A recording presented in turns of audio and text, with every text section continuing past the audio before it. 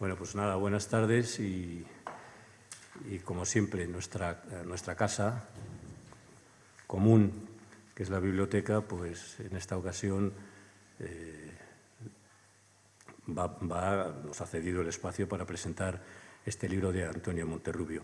Yo no sé si se creerán, bueno, os creeréis, hablamos de tú si queréis, que esto es casi, Antonio, entre tú y yo, una cita a ciegas. Es decir, Antonio y yo nos hemos conocido hace media hora, por fin, pero éramos convecinos de la calle Feria.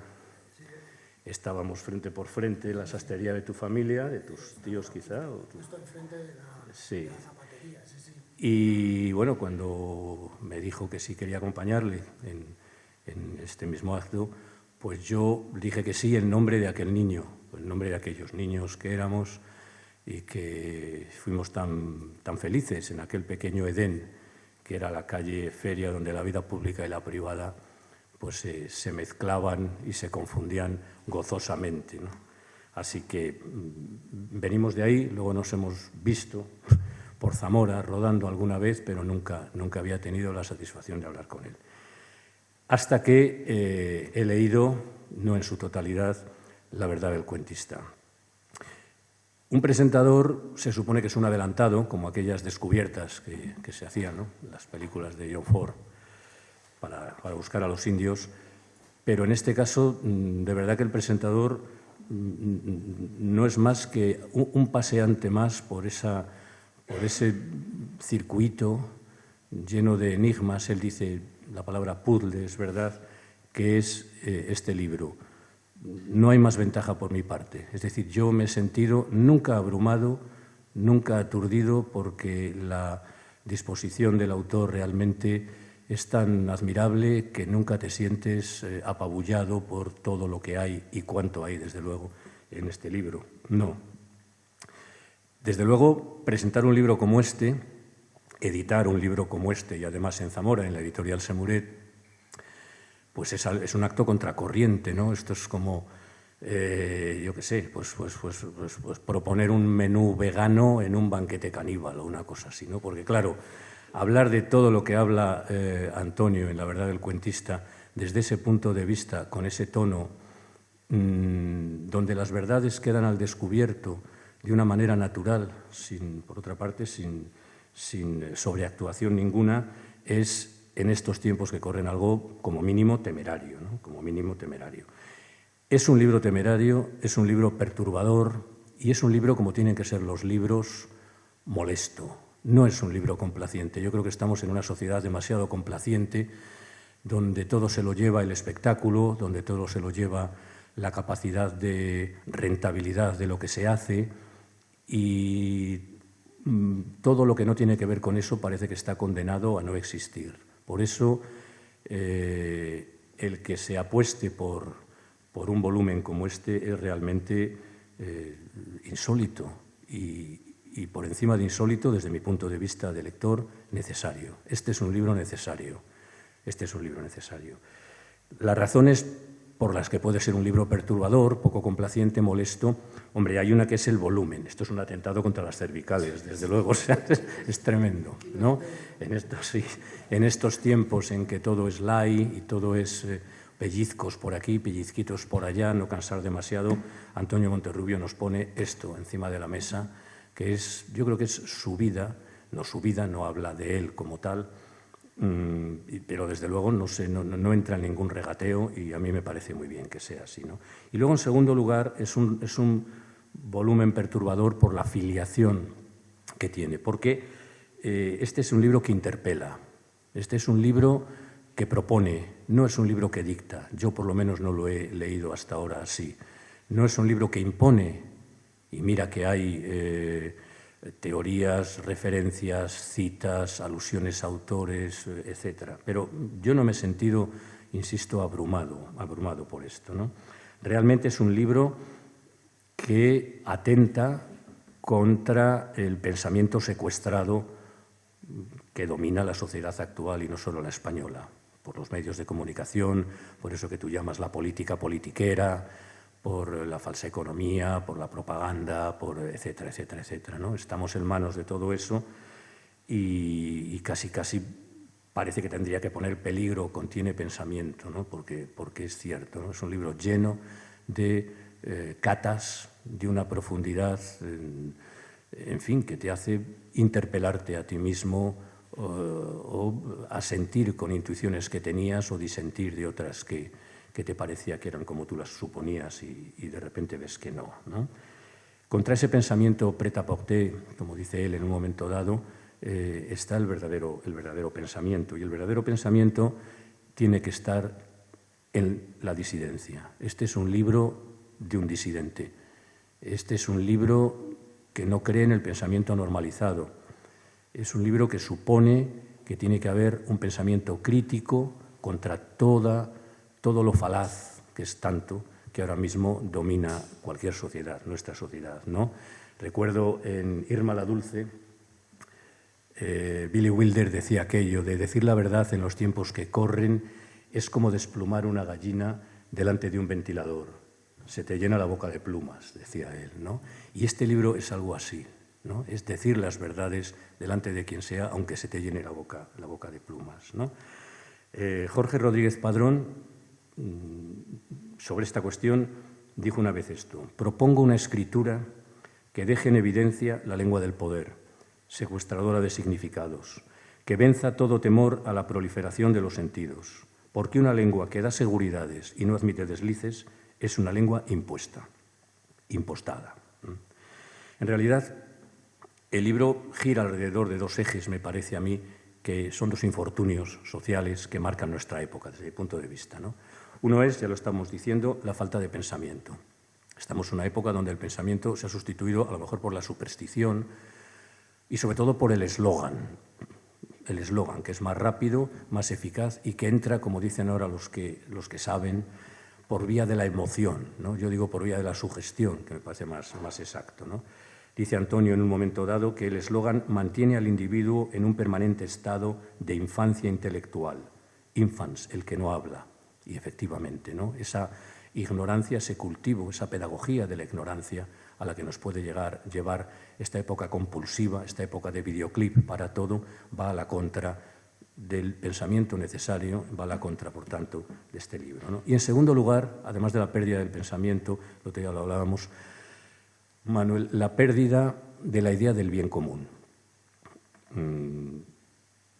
La preocupación por el prójimo ha pasado a ser una molestia, dice Antonio en un momento dado, ¿no? Cuando habla del hiperindividualismo y el antirracionalismo que define también nuestra época, ¿no?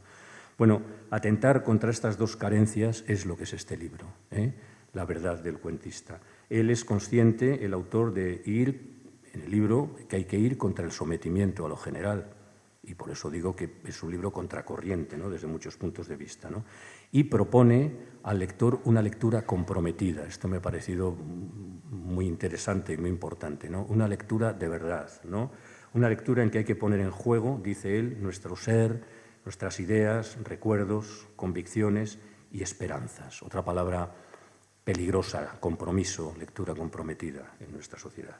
Si yo tuviera que decir rápidamente de qué trata, dar unas pistas, ¿no? Este es un libro dividido en 3 partes, son 61 textos, creo, en esas 3 partes, y yo creo que flota sobre todas las demás claves una, que es la realidad. Es un libro que trata de la realidad, de la verdadera realidad, ¿no? De la realidad que no está en lo consabido, ni en lo impuesto, ni en lo numeroso divulgado, ni en la información aparentemente impecable de los medios, ni en las recomendaciones de los muecines de la propaganda, de la economía o de la política. Dice en un momento dado, Antonio, esto: la sobreexposición comunicativa ahoga el acontecimiento, anula su significación, impide su percepción y programa el olvido. Las imágenes desfilan ante nuestros ojos a velocidad epileptógena, bonita palabra, con aire fantasmal. Todo se pierde en el sumidero de la irrelevancia, pues el tsunami de nimiedades, imposturas y tergiversaciones ahoga el pensamiento crítico. Ahoga el pensamiento crítico. La realidad que aquí se nos propone es una realidad que no se ve, es una realidad que no está en lo visible. En esto insiste de cuando en cuando él, ¿no? Y yo creo que eso es lo que acerca por muchos lados este libro a la poesía, porque hay poesía y un acercamiento realmente extraordinario a la verdadera poesía, ¿no? Esa realidad de la que tratan los verdaderos poetas, los grandes poetas, es una realidad que no está en la realidad mercantil que se nos ofrece, ¿no? Francisco Brines decía aquello de, frente a esa suposición de que somos lo que tenemos, él decía, somos lo que perdimos y lo que deseamos, es decir, lo que ya no está y lo que todavía no hemos conseguido, con lo cual ahí salta por los aires la idea de una realidad mostrenca y de una realidad pedestre, ¿no? Y yo creo que el libro va también por ahí, sí. Él habla de la realidad como un conjunto de recuerdos, sensaciones y sentimientos aportados por lo vivido, visto y leído, que quieren despertar la chispa de un pensamiento, otra vez pensamiento, que los reúna y desborde. Entonces, realmente es un libro donde no hay plan de vuelo, no es un manual de instrucciones, ni mucho menos, pero es fácil ir captando una serie de recurrencias, entre otras esta de la búsqueda de la realidad, ¿no? A partir de textos que son simplemente puntos de partida, sugerencias, invitaciones a pensar. Si la libertad es poder poner todo en cuestión, este libro es desde luego un ejemplo de ellos y desde mi punto de vista uno de los más altos que yo he conocido, siempre lo digo así, ¿no? Su autor era un desaparecido, donde estaba Antonio Monterrubio, ¿no? Que vive en Zamora, y que se decide a dejarlo todo así, ¿no? Y junto a la idea de la realidad, como una constante del libro, yo creo que hay otra, que es la verdad, ese concepto tan escurridizo de la verdad, ¿no? Dice Monterrubio, esta sociedad tiene un grave problema con la verdad. No solo no la reconoce cuando la ve, es que prefiere no verla, ¿no? Lo que pasa es que no hay culto a esa idea de una verdad absoluta. El autor habla de verdades, ¿no? No hay certezas absolutas, pero sí luciérnagas en la niebla, es decir, pequeñas luces que nos pueden orientar, ¿no? Y que con eso bastaría. Pasolini, que seguro que es uno de tus autores también, quiero suponer, ¿no? Sí. Tiene un artículo maravilloso sobre, creo que era sobre Marco Panella, un político al que te acuerdas que hizo una huelga de hambre, hablamos de los 70. Entonces tiene un artículo precioso donde hay una similitud entre la aparición del neocapitalismo a partir de homogeneizar costumbres y la desaparición de las luciérnagas. Él dice que desaparecen las luciérnagas en un momento dado porque las luciérnagas necesitan un aire puro, un aire descontaminado para lucir, ¿no? Y un momento en que desaparecen las luciérnagas. Es curioso cómo es la misma imagen que aparece en uno de los artículos iniciales del libro, ¿no? Luciérnagas en la niebla.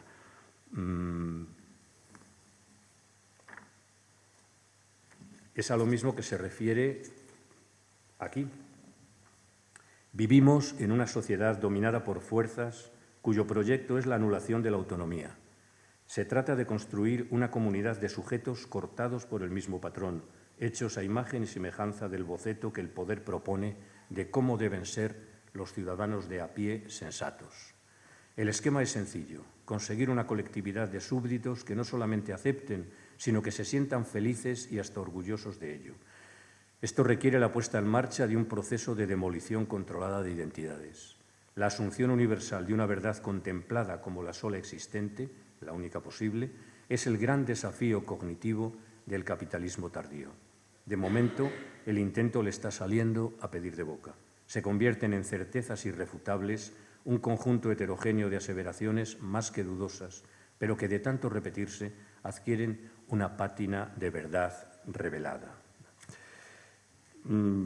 Realmente no se habla tanto de verdad como de verdades, La verdad del cuentista es un título que puede ser paradójico, pero que a mí me resulta esclarecedor por una razón, porque es una antinomia. Por una parte, quien nos va a contar la verdad parece ser que es un cuentista, y un cuentista para cualquiera es un fabulador, es decir, un hijo de la imaginación. Parece que no fuera un itinerario previsto el de la imaginación para llegar a la verdad, y sin embargo lo es. Por eso el libro está lleno de referencias al cine, a películas determinadas, a directores, a escenas vueltas a contar, a poetas y artistas en general, a pintores, por ejemplo, ¿no? Hay capítulos como La voz a ti de vida o Celebrar, eso es, que a mí realmente me parecen verdaderos análisis de lo que es una poesía, de lo que es la poesía, ¿no? Más allá de todo lo que suponíamos que tenía que ser, ¿no? Decía Angélica Lidl, la ardiente necesidad de quedar mudo para siempre, eso es la poesía, ¿no? Y para ir terminando, hemos hablado un poco antes de lo que es la autoría. El autor, en un libro como este, parece que podría erigirse en, pues qué sé yo, en el dominador del libro, nada más lejos de la realidad. Aquí no hay exhibición de magisterio ninguna, todo lo contrario. Aquí hay un compinche, un compañero que va contigo a orientarte o a desorientarte exactamente igual a través de todos estos textos. Por eso el libro es un libro honesto y es un libro que da mucha confianza, yo creo, porque no se trata de imponerse sobre uno, como decíamos antes, ¿no? Las palabras del libro no ordenan, las palabras hacen compañía, ¿no? Y el libro, que es un retrato de mi conciencia, dice él, y aquí nos acordamos inmediatamente de Montaigne, claro, soy yo mismo la materia de mi libro, decía. En la presentación lo deja muy claro, es un libro que tiene que ver con la libertad, tiene que ver con la necesidad de no constreñir a nadie, porque entonces se convertiría en un aparato más dentro del gran aparato constrictivo que es el sistema en el que estamos, ¿verdad? Yo lo he considerado como un paseo. También cuando se habla de Montaigne se habla de que son sus diarios, son sus ensayos, perdón, es un libro cinético, se dice, ¿no? Porque está continuamente moviéndose. Y es verdad, este es un libro cinético también, ¿no? No hay un itinerario dictado y además es muy curioso porque si lo habéis leído, se empieza hablando de algo en muchos artículos y aquello va escurriéndose hacia otros caminos imprevistos y se puede empezar hablando, pues sí, de la ciencia, de la consideración de la mujer para terminar hablando del erotismo en la arquitectura románica, por ejemplo, ¿no? Pero no busquemos un compendio del saber, un enciclopedismo, porque no lo hay y además Antonio Monterrubio tampoco lo quisiera, ¿no? En realidad, a mí el libro se me parece a una conversación. Una conversación tiene que estar siempre basada en lo no programado, en el imprevisto. Cuando nos ponemos a hablar con nuestros amigos, bueno, pues eso, ¿no? No nos damos un guión de nada, sino que aquello va fluyendo a su manera y somos nosotros los que parece que nos vamos acomodando a lo que va saliendo, ¿no? El libro es también una casa de citas, no os asustéis porque está lleno, absolutamente lleno de voces, de otras voces. Y yo lo he tomado como la manera que tiene Antonio Monterrubio de delegar en alguien. Eso que ha hecho en su vida, en su propia biografía, estar aquí como si no estuviera, y ya es difícil en una ciudad como Zamora, es ser un desaparecido, ¿no? Es lo que intenta, yo creo, hacer también en el libro, ponerse detrás de otras voces autorizadas para él, sí. Termino ya con algo que tiene que ver con la emoción. Es un libro que tiene mucha emoción, y tiene mucha emoción porque hay una transfusión entre lo privado y lo público, entre lo personal y lo colectivo, cuando menos lo esperamos muchas veces, ¿no? Esas alusiones a ello hablan de una entrega, y es la entrega de la intimidad. Él también nos la entrega, ¿no? También cabe en este espacio que está previsto para el pensamiento crítico, para la disidencia, y esa manera de introducir la intimidad en la verdad del cuentista lo hace a partir de dos premisas, la discreción y la delicadeza, que son dos premisas que yo creo que ya no son frecuentes entre nosotros. La experiencia personal pues, surge de pronto, fulgurante, en medio de cualquier vía, ¿no? Son los trazos de una historia de amor, son revelaciones emocionadas de hechos, alusiones a la amada, y ese concepto del amor, dice él, como disponibilidad, no como posesión. A mí me parece impagable el texto final, coup de cœur. Así que todo eso es lo que yo he podido ver en tu libro, pero seguro que hay más cosas y, no, bueno, sí, está y, muy bien, y tienes que ser tú el que las digas. Sí, muy bien Ahí te dicho dejo. todo. Creo que es una apreciación generosa y a la vez muy estimulante. Igual tienes que acercarte. Sí. Mira, vale. si está encendido, sí, ¿no? Sí. Está encendido, ¿se oye? Dale a ver. A ver ahora. No, antes era. Dale un golpe ahí así.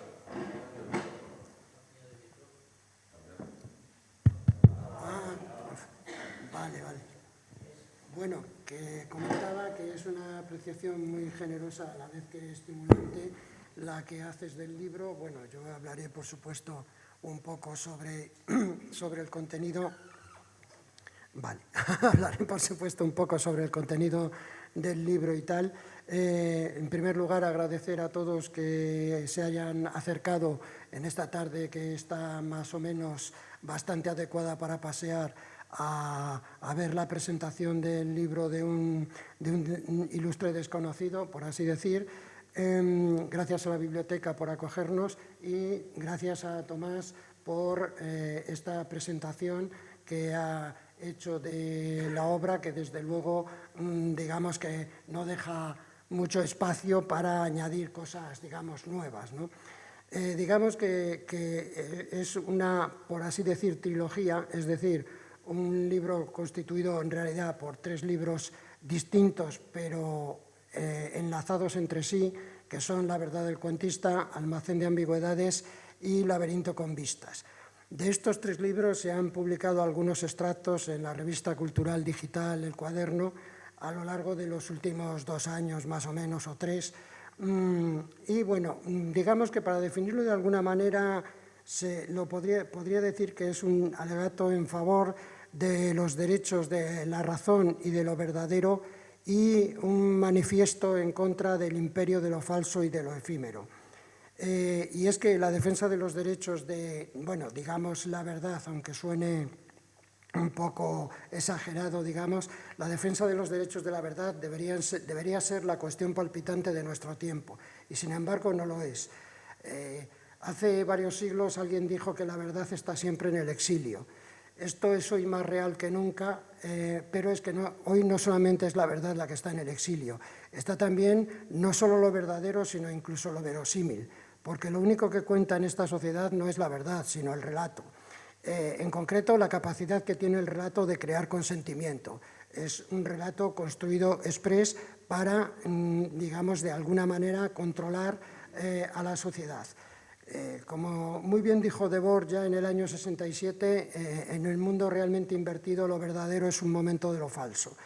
Y a eso nos ha llevado esta flojera posmoderna que ha acabado por dar carta de naturaleza a ese engendro mental que es la posverdad.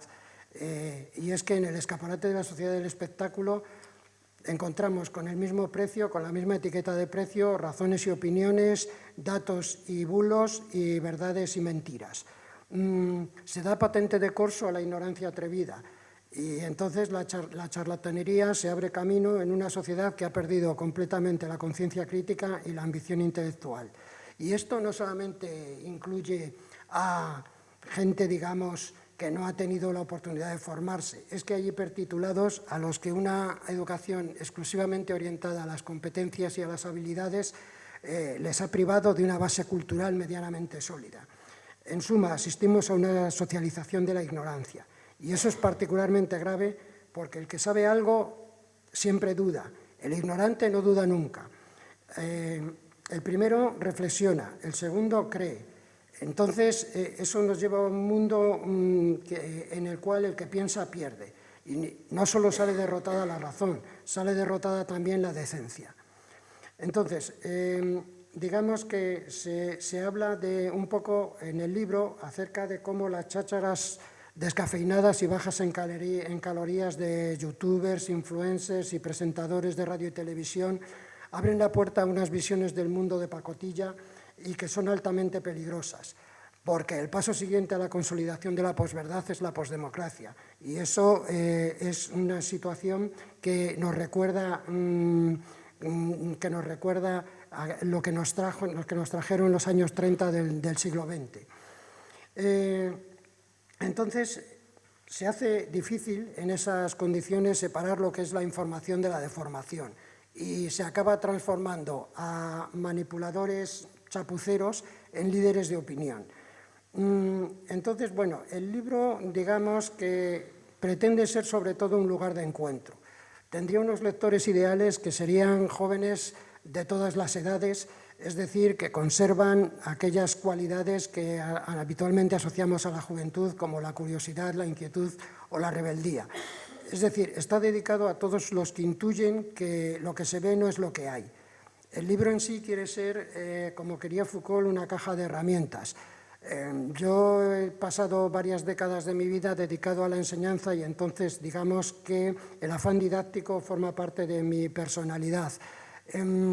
Y lo que pretendo es efectivamente exponer cosas para que quien las lea pues haga con ellas lo que quiera, es decir, que opere según su libre albedrío. Yo no pretendo sentar cátedra porque ni estoy capacitado para ello, ni es mi misión,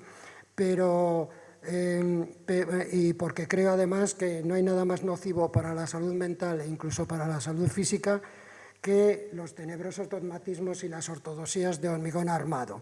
Pretendo que lo que digo digamos que esté presidido por la honestidad intelectual. Y la honestidad intelectual no significa en ningún caso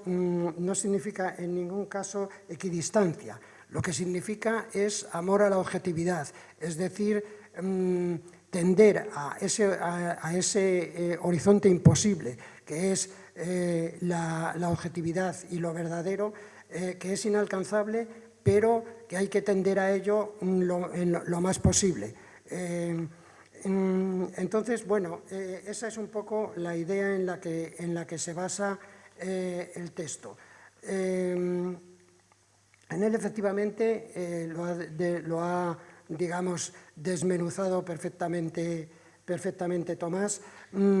Se habla de muchas cosas, porque hay muchos temas que me interesan, que van desde las ciencias puras o las ciencias sociales o humanas a la filosofía, desde el arte a la literatura o el cine, pero todo ello está tratado buscando extraer de ello lecciones no para presumir de ningún conocimiento, sino lecciones para la vida.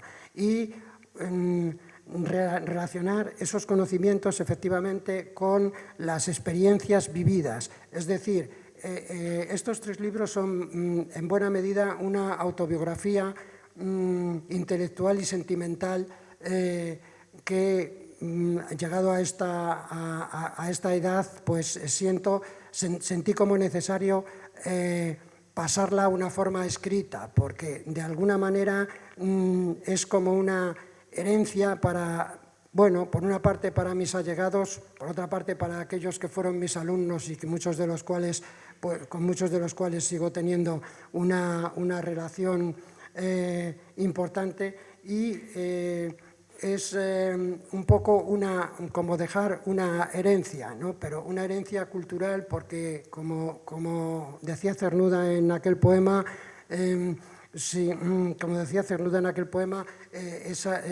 otra herencia sino esa recibimos? ¿Qué otra herencia sino esa dejaremos? Bueno, entonces digamos que evidentemente si se habla de la verdad, que evidentemente es un ente abstracto, lejano, digamos, pero que es a lo que hay que tender, más que de la verdad. Hablaría efectivamente de verdades parciales o de, digamos, de lo verdadero, más que de la verdad como un ente abstracto, como un ente absoluto que está ahí, porque en nombre de la verdad absoluta, como sabemos, se han cometido auténticas barbaridades y sería conveniente, respecto a la verdad absoluta, recitar aquella oración que dice: verdad absoluta que estás en los cielos, quédate ahí. Porque evidentemente cuando aparece en la tierra las consecuencias son catastróficas. Pero si la verdad o lo verdadero es un estado de buena salud mental y moral, hay que examinar también las patologías relacionadas con ella, las 1001 modalidades de la mentira. Porque además, curiosamente, los que más hablan de verdad, de realidad, de sensatez, son los mismos que incansablemente están repitiendo a medias verdades, insinuaciones calumniosas, mentiras interesadas o bulos como ruedas de molino. Pero esas formas tan espectaculares de la estafa intelectual no son probablemente tan peligrosas como formas más civilinas, como la tergiversación de los discursos o la falsificación de las imágenes. Y lo mismo sucede con otros métodos aún más alambicados, como es el uso doloso de el uso doloso de tópicos falsos o, bueno, cosas tan digamos, laberínticas como aquello de la restricción mental, ¿no? Eso que consistía en decir la verdad, pero no toda la verdad, de manera que el que lo oye se queda con una idea que es completamente errónea de lo que ha sucedido en realidad.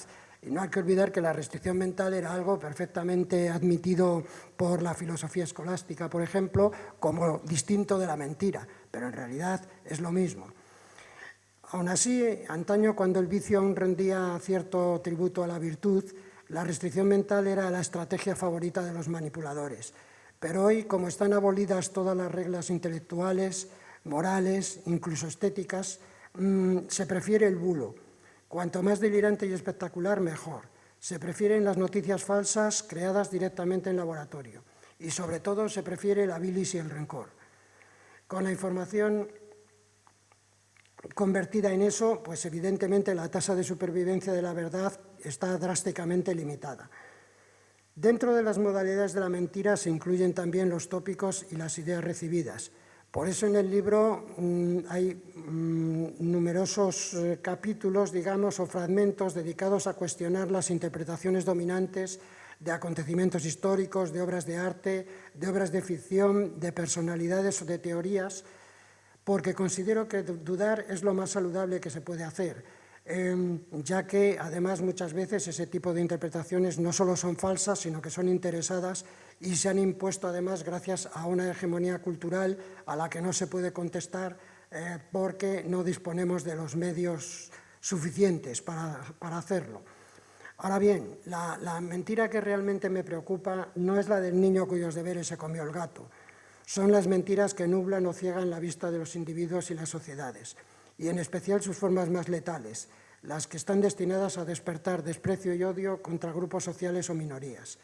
Evidentemente esto es muy visible si nos fijamos realmente bien en ciertas noticias. No hay más que ver, por ejemplo, por ser la última de ayer, el asunto, el espectáculo espeluznante del Colegio Mayor Elías Aúja, y cómo todavía hay personas que consideran que bueno, que se trata de chiquilladas, que son juegos de niños, que es que no tiene, y lo peor de todo, que algunas de las presuntas víctimas lo justifican basándose en la tradición. Pero, señores, es que asistimos en los últimos días a cómo mujeres iraníes se juegan la vida frente a un régimen teocrático absolutamente autoritario, se juegan la vida defendiendo, bueno, como dice el eslogan, como dice su eslogan, mujer, vida, libertad, y precisamente elevándose contra las tradiciones, entre comillas, vigentes en su país. Y aquí permitimos que se digan ciertas cosas supuestamente porque es una tradición, pero es que esas dos tradiciones son mucho más cercanas entre sí de lo que puede parecer a primera vista, porque claro, nuestro punto de vista característicamente etnocéntrico nos hace sentir como distintos de los demás, pero el desprecio a la mujer que hay en esas dos actitudes es similar, no caben medias tintas.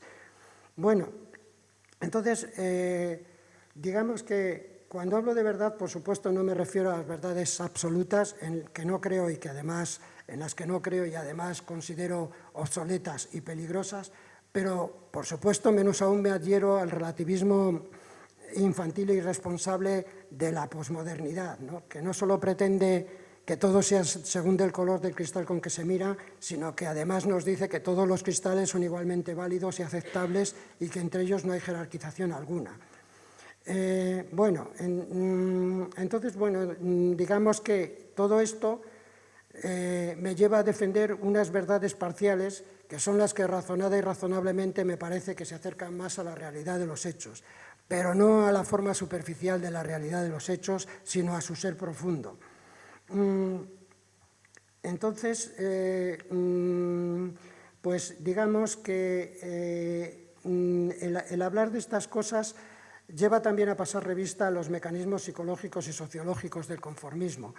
Eso puede hacerse tanto a través incluso, pues, por ejemplo, de las aportaciones que a eso nos hace la neurociencia, que son sumamente interesantes y de las cuales se habla también en el libro, pero puede enfocarse también, por ejemplo, estudiando o analizando un poco a fondo, pues, la actualidad de ciertas distopías. Por eso hay un capítulo que se dedica a, bueno, pues a estudiar cómo son completamente actuales obras como 1984, donde actualmente pues vemos perfectamente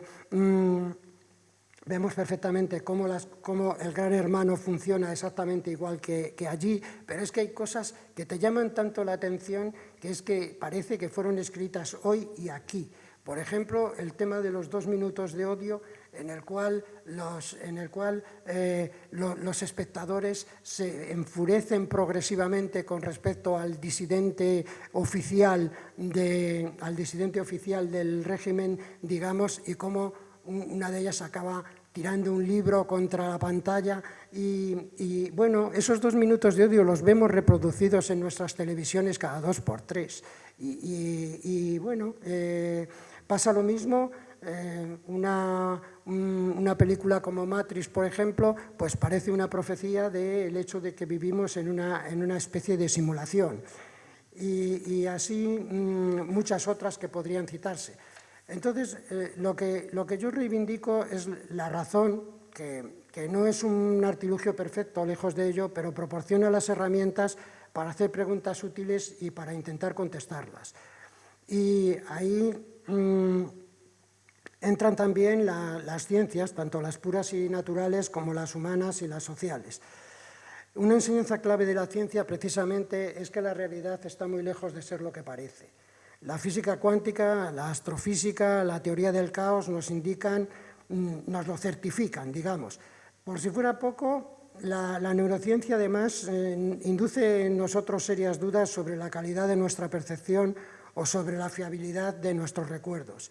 Y eso desbarata ese concepto tan cómodo de sentido común en su acepción de sensatez conformista, que no tiene nada que ver con lo que debería ser un verdadero sentido común, pero esa sensatez conformista según la cual, si nos fiáramos de ella, creeríamos que la Tierra es plana y el Sol gira alrededor. Bueno, entonces, digamos que la ciencia, por un lado, nos demuestra que la realidad no solo ya no es lo que era, sino que es que nunca lo ha sido. Pero incluso la ciencia se ve sometida a las embestidas de la sinrazón. Muchas teorías científicas verdaderas tardan en ser aceptadas porque van contra verdades tenidas por absolutas, contra las conveniencias sociales o contra la sensatez. Recordamos que Aristarco de Samos estableció perfectamente el sistema heliocéntrico 18-19 siglos antes que Copérnico, pero su descubrimiento quedó completamente en el olvido porque no casaba con el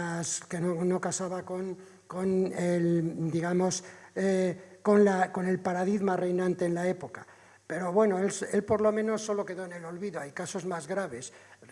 Por ejemplo, Semmelweis, el médico húngaro al que posteriormente se le ha llamado el Salvador de las Madres, porque fue el que descubrió que había que desinfectarse las manos antes de atender un parto o un puerperio, pues este hombre, con hipoclorito cálcico en concreto, este hombre, cuando reveló su intuición, su descubrimiento, fue objeto de las burlas de sus compañeros de profesión, de sus colegas, porque él afirmaba que la tasa de mortalidad en las salas de partos atendidas por matronas era mucho menor que la tasa de mortalidad en las atendidas por médicos y estudiantes de medicina. Y eso se debía a que estos venían de trabajar con cadáveres en clases de anatomía, con lo cual provocaban sepsis puerperales en las pacientes que terminaban con su vida. Este hombre acabó su vida en un manicomio y murió precisamente de una sepsis a consecuencia de las palizas que le proporcionaron los guardianes. Y todo porque un porque digamos que la Ciudadela Blanca, los médicos acomodados no quisieron reconocer que efectivamente era necesaria una antisexia antes de proceder a tratar a parturientas. Bueno, pero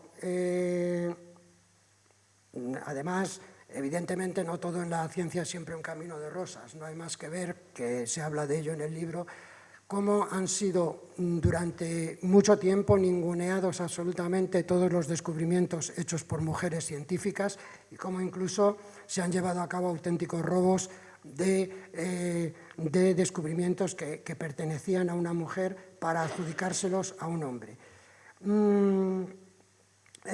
Pero aunque se hable de ciencia, evidentemente no solo de razón vive el hombre, porque la imaginación y la fantasía pueden aportar, como muy bien comentaba Tomás, visiones más precisas y ajustadas a la realidad que la mera reflexión sobre los fenómenos.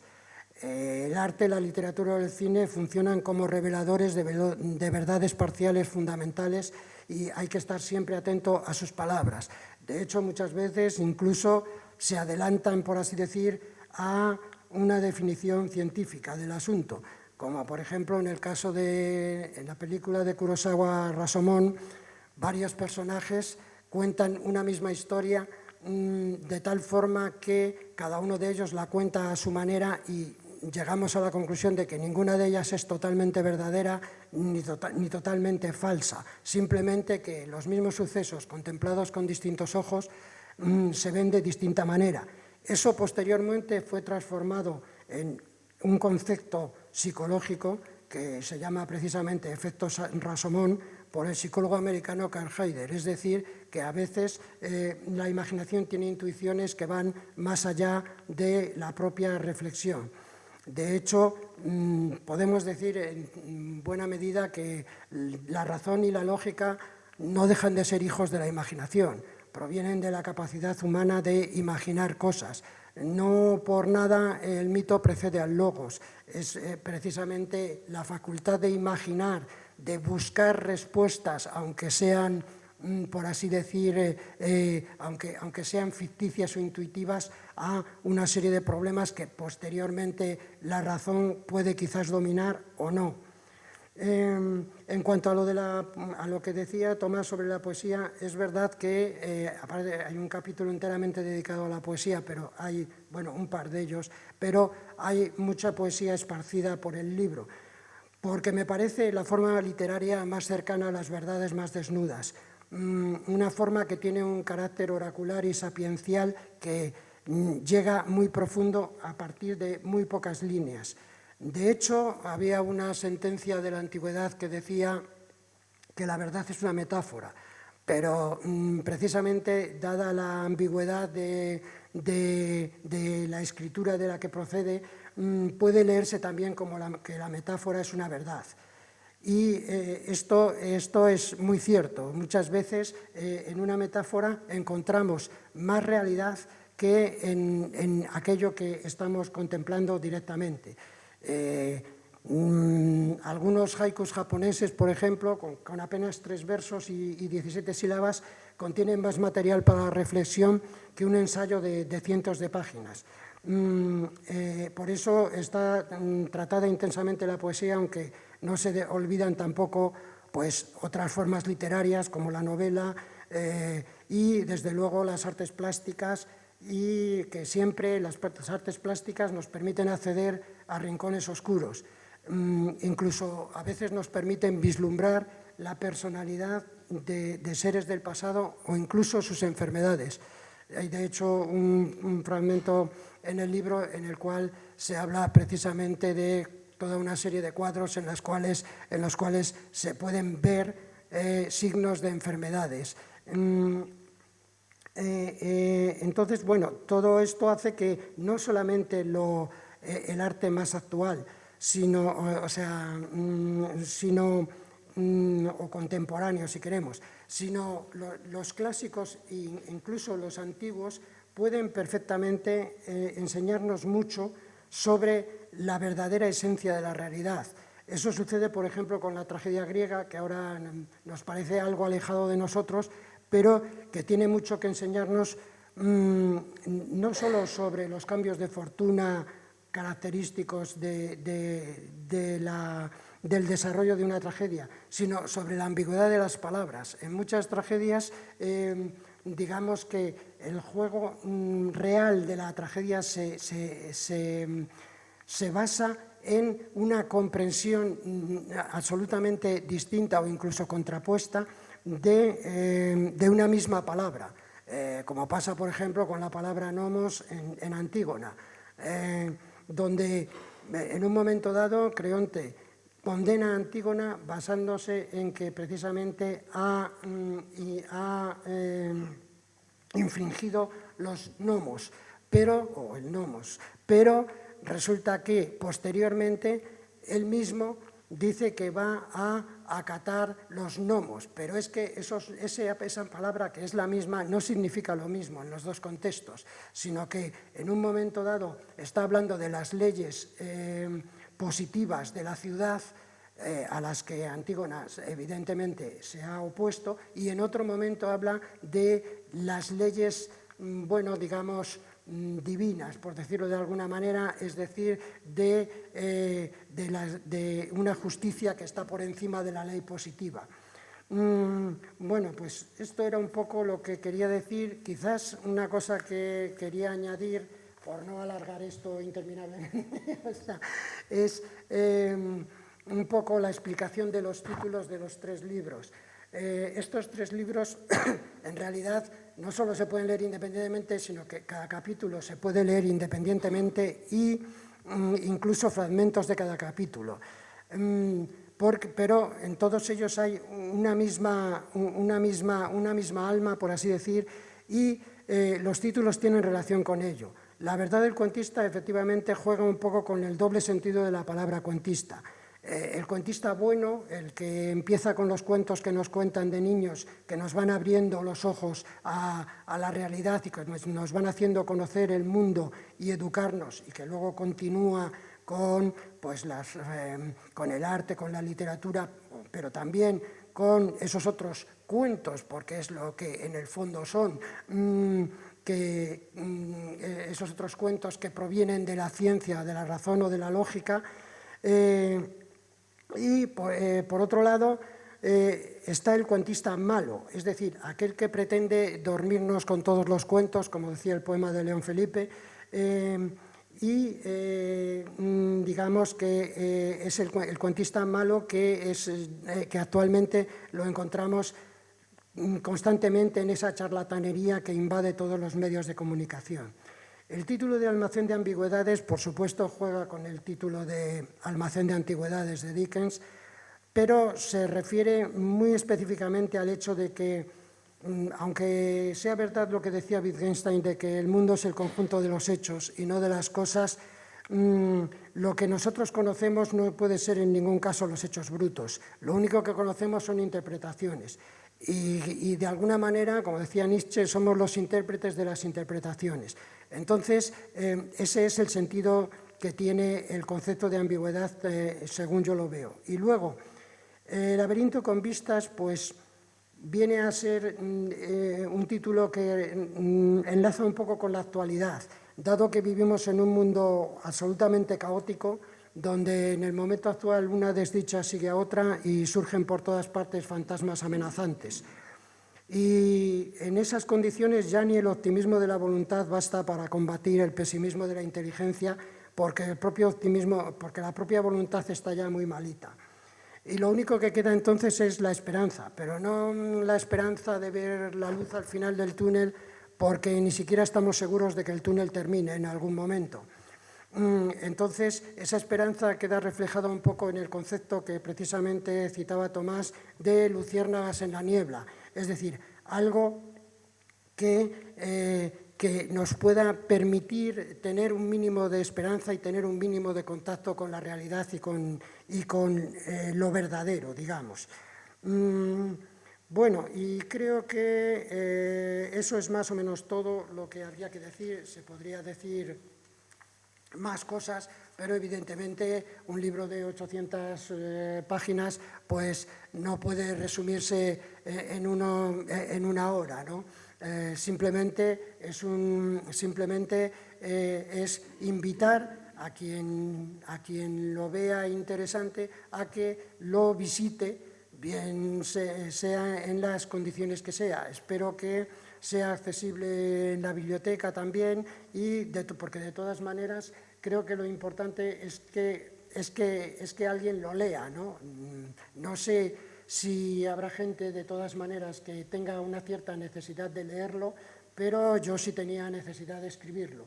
Entonces, eso es más o menos pues todo lo que puedo decir acerca del libro.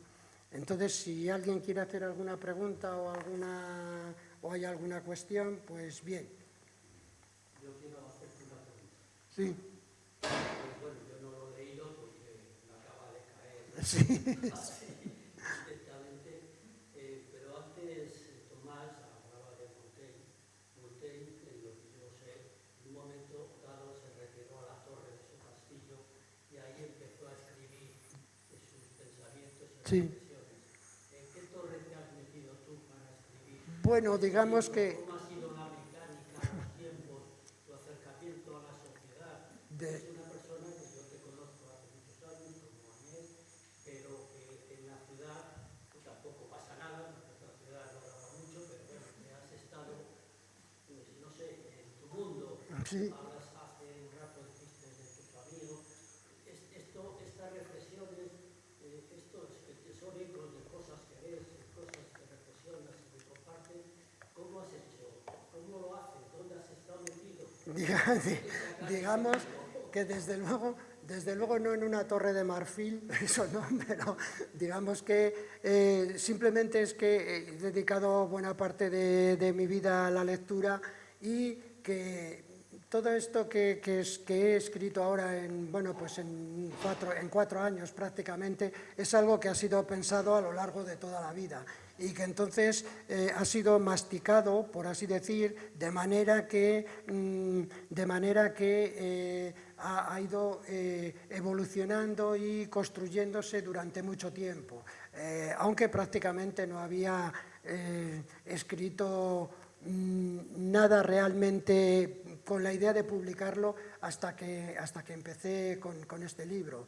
Entonces, es verdad que tenía ganas de poner un poco por escrito, aunque solo fuera para mí mismo, para aclararme sobre toda una serie de cosas, porque en el fondo el libro, pues como no sé si se ha dicho ya, es una autobiografía intelectual y sentimental. Entonces, hubo un momento en que decidí que había que ponerlo en acción, pero es cierto que he llevado una vida sumamente discreta, de manera que esta es la primera presentación de un libro a la que acudo, o sea, porque, siempre me ha parecido más oportuno reflexionar en silencio sobre las cosas, pero llega un momento en que ya se tienen ganas de comunicarlo a los demás, ¿no? Es un poco esa la idea. Oye, ¿te has vaciado de todo o ya tienes algo que te hunde en la cabeza? No, sí, estoy, pero un poco en la misma idea, es un poco como una continuación de esto. Estoy trabajando en otro libro, por así decir, que estaría a menos de la mitad, por así decir, con más cosas de este tipo, de cosas que me interesan, de temas que me interesan, a veces con algunas relaciones, con algunas referencias a la actualidad, pero normalmente son cosas que me han interesado desde siempre y que en todo caso las referencias a la actualidad son simplemente para conectarlas con esos temas que me han interesado desde siempre. Porque, claro, he hablado de muchas cosas en el libro, de cuestiones que me interesan de diversa índole, de psicología, de sociología, de arte, de literatura, de lo que sea, pero hay muchas otras cosas que me interesan y que tendría que tratar, ¿no? A veces, entonces, estoy ahora trabajando en ello. Lo que pasa es que estos últimos tiempos, con estos últimos meses, con el tema de que iba a salir el libro y todas estas cosas, pues hay que dedicarse un poco a ello, porque de hecho este libro se terminó de escribir pues en el 2021, o sea, poco. Y luego, bueno, hubo un trabajo de pulido, pero vamos, que estaba ya terminado en el 2021. Entonces, bueno, a partir de ahí empecé también a estudiar otras cosas, a pensar en otras cosas y, bueno, siempre te vienen, cuando acabas un libro, supongo yo que a cualquiera le pasa, que te das cuenta de que has dejado fuera de él muchas cosas que querías decir. Y entonces, claro, hay que volver a empezar, es un poco ese el trabajo y eso que supongo que pasa en la ficción y más aún en la poesía, en el ensayo pues es lo mismo, claro, porque siempre te acuerdas, pero es que debería haber dicho esto, debería haber puesto este ejemplo, debería haber tratado sobre este tema. Entonces, bueno, pues es un poco ir recomponiendo la situación, añadiendo pues nuevos ladrillos, a nuevas piezas Lego a esta construcción.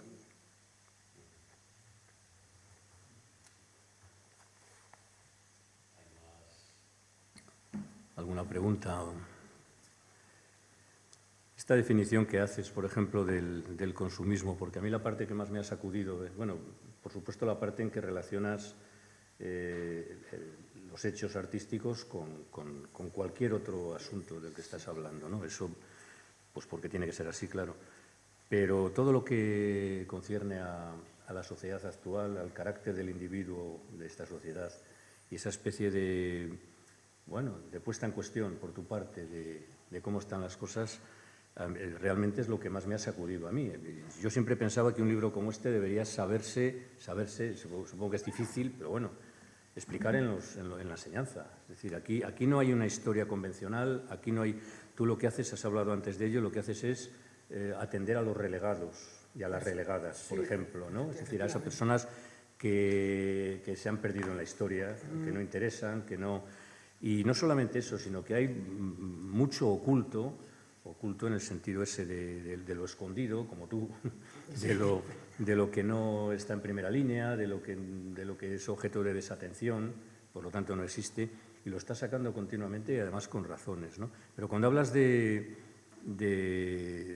eso, de la actitud que podemos tener cualquiera ahora mismo en nuestra sociedad, esta definición que haces del consumismo, dices tú, el consumismo es materialismo místico que al final de la escapada no deja más que frustración.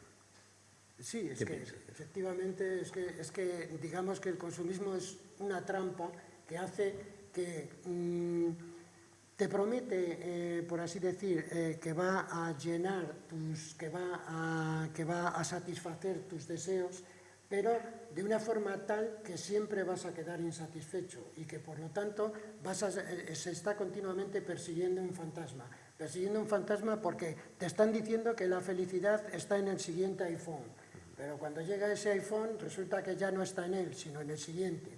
Y eso sucede con todo tipo de productos y no solo de productos, porque es que no hay que olvidar que esta sociedad de consumo no solo consume productos, consume de todo, incluyendo personas. O sea, y entonces digo que es una especie de materialismo místico precisamente porque te ofrece la salvación a través de cosas materiales, pero te ofrece una salvación que nunca llega. Esa es, digamos, esa es la base además de la pulsión consumista, porque el consumismo solo puede funcionar en base a la insatisfacción del consumidor, porque si el consumidor estuviera satisfecho con lo que consume, pues no consumiría más. Pero hay que crear en él constantemente una sensación, una necesidad de ir más allá, de necesitar otras cosas, ¿no? Sí, tú lo dices muy bien en otra ocasión, ¿no? No se te dice que seas feliz, se te ordena que lo seas. Exactamente, esa es la cuestión, porque es que se supone que el sistema está tan bien organizado que es que todo el mundo en él es feliz, como en un mundo feliz de Huxley, precisamente, ¿no? Todo el mundo tiene que ser feliz, es obligatorio. Entonces, quien dice, bueno, es que esta forma de vida a lo mejor no me convence del todo, pues puede encontrarse con serios problemas. O sea, bueno, lo vemos incluso a veces en cosas pues nimias que pasan un poco desapercibidas, como, bueno, hace poco había ahí historia judicial contra unos jóvenes que quisieron revitalizar un pueblo y que luego resulta que el pueblo era propiedad privada de alguien y entonces están metidos en un juicio que los puede llevar a la cárcel y así, cosas en este plan, ¿no? O sea, oye, una cosa, yo quería preguntarte, vuelvo a decir que no he leído el libro, no, pero ¿no piensas que mucho, ahora acabamos de sacar el tema del consumismo, antes he oído otras frases que me suenan mucho, ¿no crees que el origen de muchas de estos males que tenemos ahora, y creo que estoy bastante de acuerdo contigo, nace de este modelo capitalista liberal que se ha impuesto ya y que ha arrasado todos los movimientos económicos que ha habido antes, no solo el comunismo que lo ha dejado destrozado y que incluso ahora Putin es un capitalista total, porque ha destrozado su economía. Entonces, ¿no crees que una de las causas de todos estos males, que se refleja de muchas maneras, es este capitalismo liberal sí. en esta sociedad? Sí, sí, por supuesto. De hecho, en el libro se habla, en varios capítulos distintos, se habla de cuestiones relacionadas con esto, de cómo esta especie de turbocapitalismo en el que vivimos, o sea, basado en lo más negativo de las teorías del neoliberalismo económico, en todo lo que fue en su día la escuela de Chicago y tal, lleva a una situación en la cual el ser humano tiene muy poca salida, porque precisamente impone unas formas de vida que no son, que no son humanas, sino que se transforman, el ser humano se transforma en una especie de correa de transmisión de un sistema económico, político y social, en el cual su autonomía queda reducida al mínimo, porque tiene que obedecer a una serie de leyes determinadas, de manera que no podemos escabullirnos de ellas. Efectivamente, es probablemente, además no hay que olvidar que este sistema ha conseguido que quienes viven en él, por mal que vivan, sientan que viven en el mejor de los mundos. Y eso es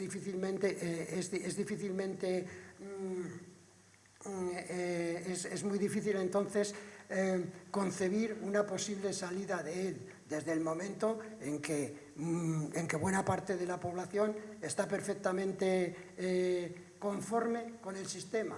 Ahora, otra cosa es que está conforme debido a que funcionan unos mecanismos de conformidad perfectamente diseñados que hacen que una parte lo suficientemente grande de la población esté absolutamente desarmada frente a cualquier visión crítica del sistema vigente, como para que pueda estar perfectamente tranquilo. De hecho, deja unas válvulas de escape para que alguien presente, por así decir, alegaciones a ese sistema, pero deja unas válvulas de escape muy limitadas, porque además no hay que olvidar que digamos que gobierna con aquello de mano de hierro en guante de seda, pero si hace falta gobernará con mano de hierro en guante de hierro. Esa es la cuestión, porque no hay más que ver cómo ha reaccionado cuando ha habido una mínima digamos unas mínimas fuerzas de oposición con una cierta capacidad de llamar la atención de una parte significativa de personal. Ha reaccionado de manera que las ha destruido totalmente, o sea, sin la más mínima piedad, por así decir, y eso tanto aquí como en cualquier otro sitio. O sea. ¿Alguna cuestión más? Bueno, pues si te parece, muchas gracias a vosotros, sí. Pero muchas gracias sobre todo a ti, Antonio, por haber escrito este libro, que es un libro de resistencia, desde luego, y que me sigue pareciendo necesario para todos los que intuimos que estamos cumpliendo con una existencia que no es la que nos gustaría. Yo creo que nos va a ayudar a, algo el libro. Sí, ese es justamente un poco, es la reivindicación de la reivindicación de una forma de vida que no hemos podido tener, por así decir. De alguna manera eso está en el fondo del libro. Lo que ocurre es que, bueno, no hay que rendirse al pesimismo, digamos, ¿no? Sino tratar de mantener por lo menos una actitud crítica, de tratar de mantener la mente alerta y la cabeza alta, por así decir. Luciérnagas en la niebla. Exactamente, esa es la cuestión. Pues muchas gracias a todos. Bien, muchas gracias a todos.